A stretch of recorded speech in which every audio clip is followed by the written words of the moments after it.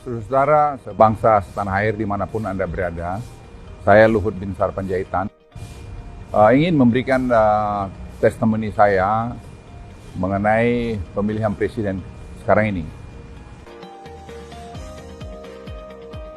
Saya kenal sekali calon presiden dan calon wakil presiden ini, karena menurut perkenalan saya misalnya dengan Pak Prabowo, saya sudah berkenalan mungkin hampir 40 tahun ya, berteman dan bekerja bersama-sama, dan saya melihat kinerja Pak Prabowo. Tentu dia juga manusia yang tidak luput dari kekurangan, tapi saya ingin sampaikan bahwa dia adalah pekerja keras dan menurut saya sangat pintar, dan juga kecintanya pada NKRI ini tidak bisa dan tidak perlu diragukan. Sudah dibuktikan, itu yang penting. Kami sama-sama di Kopassus, di Baret Merah, dan saya kenal waktu dia masuk di Kopassus Letnan 2 dan saya waktu itu Letnan 1. Dan tugas operasi di tim-tim maupun di beberapa tempat lain yang dilakukan, ada yang tertutup, ada yang terbuka, itu tuh dilakukan dengan baik sekali. Jadi saya ingin sampaikan bahwa proven, itu kalau mungkin bahasa kerennya mungkin, ya dia sudah terbukti lah mampu memanage dalam keadaan susah sekalipun. Dan calon yang lain pun saya kenal, calon presiden yang lain saya kenal, terutama dalam COVID kemarin, tidak ada yang saya tidak kenal gubernur itu. Dan dalam keadaan krisis itu pun saya tahu bagaimana kiprah dari masing-masing gubernur itu.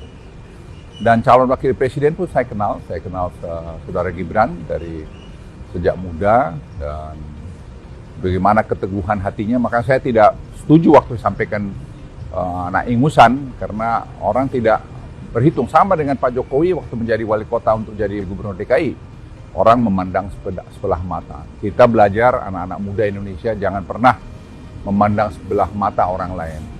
Orang lain itu punya kemampuan-kemampuan tersembunyi yang tidak terlihat karena dia belum dapat kesempatan. Saya kenal Mas Gibran ini sebenarnya juga belum lama-lama amat. Ya. Tapi saya lihat sepak terjangnya di Solo itu sama seperti ayahnya, Pak Jokowi waktu beliau jadi wali kota. Saya kenal beliau jadi wali kota.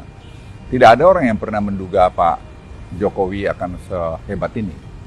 Karena waktu itu orang bermimpi, melihat bahwa Pak Jokowi ini hanya wali kota di Solo, masa iya terus bisa jadi presiden. Gitu. Tapi saya terus terang melihat tidak begitu. Karena saya lihat Pak Jokowi itu punya determinasi yang tinggi.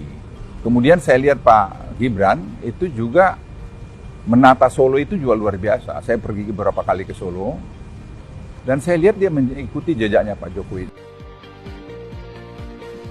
Waktu Pak Prabowo kalah dengan Pak Jokowi, kami bertempur berdua. Ya, dia marah sama saya.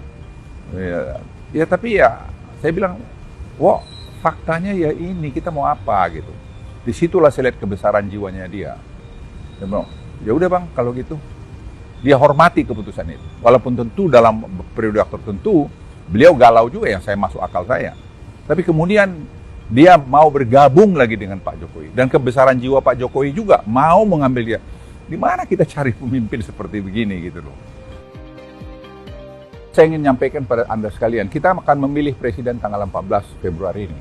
Dan satu momen yang penting buat kita menurut saya, kita tidak boleh salah pemimpin. Apa yang sudah dicapai Pak Jokowi sekarang, saya ingin katakan diakui oleh dunia. Ya, saya kemarin waktu di Singapura, banyak yang menjenguk saya, baik itu dari utusan khusus Presiden Biden, John Kerry, maupun dari pemerintah, menteri-menteri dari Singapura, dan banyak lagi yang lain datang melihat saya. Itu semua mengapresiasi terhadap ekonomi Indonesia, terhadap leadership Pak Jokowi yang mampu bernavigasi di tengah-tengah sulitnya ekonomi dunia saat ini. Kita masih inflasi di bawah 3%, ya, kita punya sekarang 44 bulan berturut-turut kita punya ekspor surplus. Itu belum pernah dalam sejarah Indonesia, dan kita melihat juga betapa sekarang current account dulu selalu defisit, sekarang sudah kita ya surplus, kadang-kadang ada sedikit negatif, tapi itu tidak menjadi isu lagi. Itu yang membuat rupiah kita di tengah-tengah terpaan naiknya the Fed misalnya tidak terlalu banyak terpengaruh. Cadangan devisa kita yang terbesar sepanjang masa 146 miliar kalau saya tidak keliru, dan tahun ini tahun depan mungkin kita akan bisa dekat ke 200 miliar. Semua karena kebijakan-kebijakan ekonomi yang dibuat oleh Pak Jokowi dengan tim ekonominya yang menurut hemat saya itu juga tim ekonomi yang baik sekali. Ini kerjasama semua. Salah satu program yang menonjol itu adalah hilirisasi yang diakui dunia dan di teman-teman negara berkembang di Afrika sekarang mencontoh kita. Dan mereka tuh bingung kenapa Presiden Joko Widodo berani melakukan menyetop ekspor daripada raw materialnya ke negara-negara maju. Saya jelaskan, kita masalah survival. Kita harus menikmati, rakyat Indonesia harus menikmati nilai tambah itu. Dan ini keberanian Pak Jokowi melakukan itu. Dan kalau kita lihat juga infrastruktur, banyak yang mengkritik mengenai kereta api cepat Jakarta-Bandung tidak jalan. Sekarang semua orang menikmati. Tentu masih ada kurang di sana-sini, tidak mungkin itu seperti balik tangan sendiri. Dan kemudian saya bilang hilirisasi seaweed, rumput laut. Tidak ada mungkin, atau sedikit sekali bangsa ini yang tahu bahwa sekarang terjadi satu perubahan yang luar biasa. Ini program tidak jangka pendek, jangka menengah, panjang. Nah, ini diskusi semacam ini kan perlu keberlanjutan.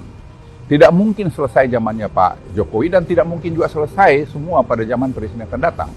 Oleh karena itu kontinuitas menjadi kunci. Keberlanjutan menjadi kunci. Tidak perubahan-perubahan. Perubahan itu kita mulai dari nol lagi.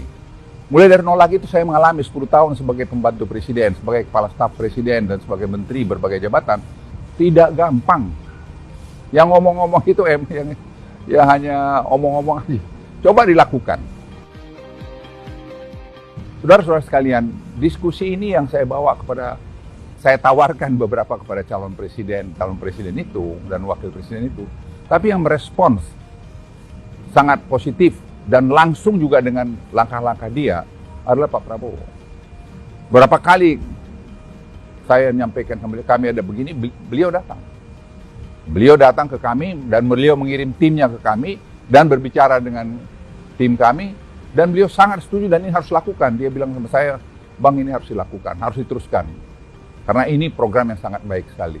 Ini saya pikir perlu presiden yang paham dengan ini dan mau melakukan ini. Jangan pula nanti robah ganti yang lain, mengganti lagi. Kita riset sampai 4 tahun mengenai seaweed ini.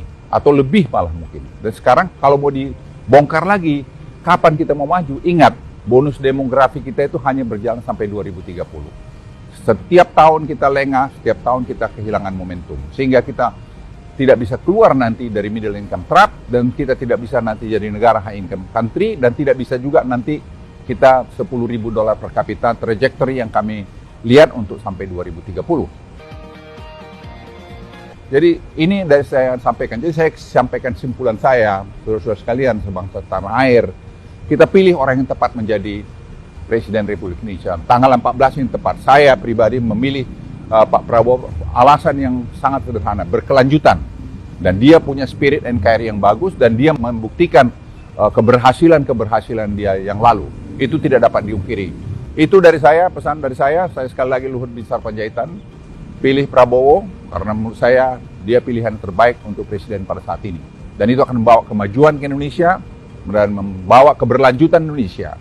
Dan terakhir, setelah tanggal 14 kita sudah coblos, kita damai lagi, guyup lagi. Jangan lagi datang dengan kata-kata yang tidak bagus. Kita harus berdamai. Karena nanti 5 tahun lagi ada pesta demokrasi. Mari kita berpesta demokrasi dengan baik, dengan santun, supaya Indonesia ini menjadi bagus. Tidak ada yang menang adalah NKRI.